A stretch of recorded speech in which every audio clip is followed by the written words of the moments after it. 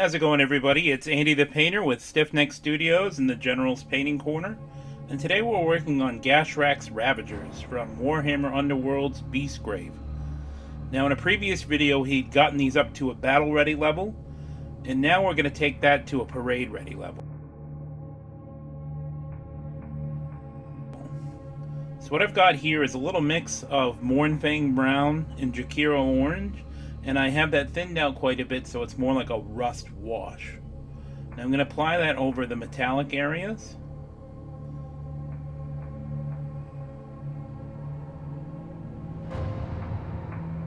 I do have this thinned out quite a bit with some water.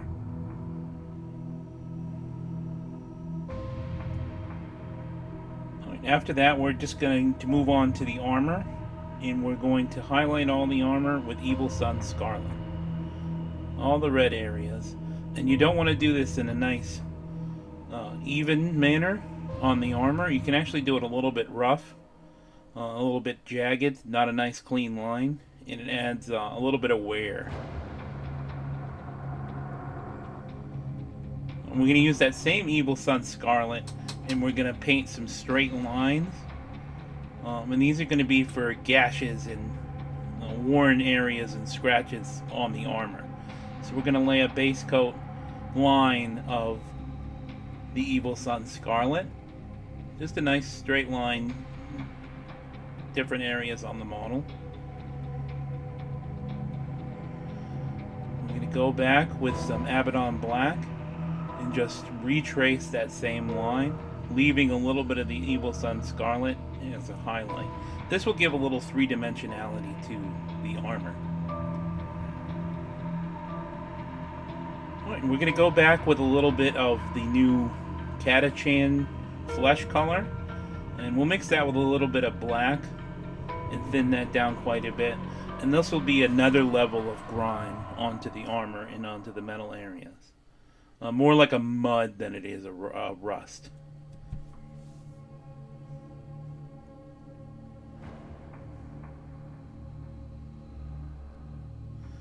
Now we're going to go in with a little bit of Pallid Witch Flesh and highlight up the flesh areas a little bit.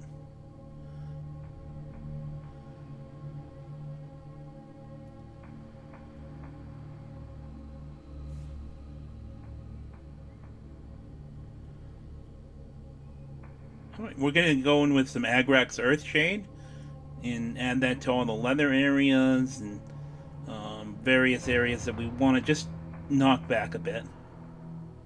We're also going to take some of that Agrax Earthshade and add it to the horns, but just around the base area of the horns, closest to the head. I'm going to have a little bit of Runefang Steel, and I'm going to highlight the metallic areas.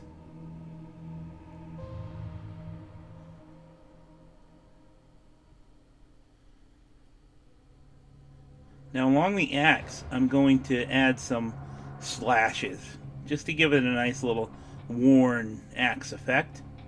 Just take a nice swift brush strokes with the Runefang Steel, and it gives it the appearance of a well-worn battle axe.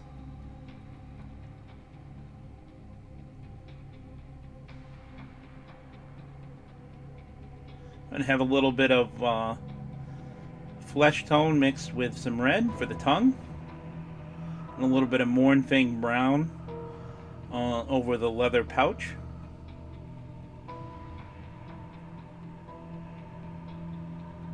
And a little bit of Pallid Witch Flesh to highlight the bone.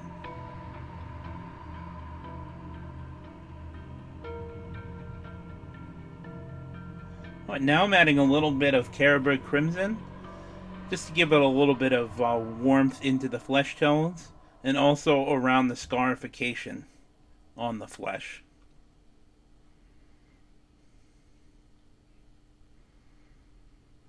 I'm just going to add a little bit of a highlight with Pallid Witch Flesh to the horns.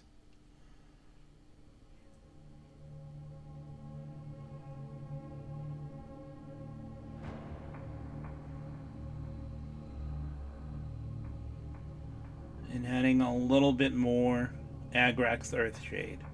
just so we get a nice blend on the horn area. But there you have it. This is now closer to a parade standard rather than a battle-ready standard. This has been Andy the Painter with Stiffneck Studios in the General's Painting Corner. Thanks for watching, and stay tuned for more great content.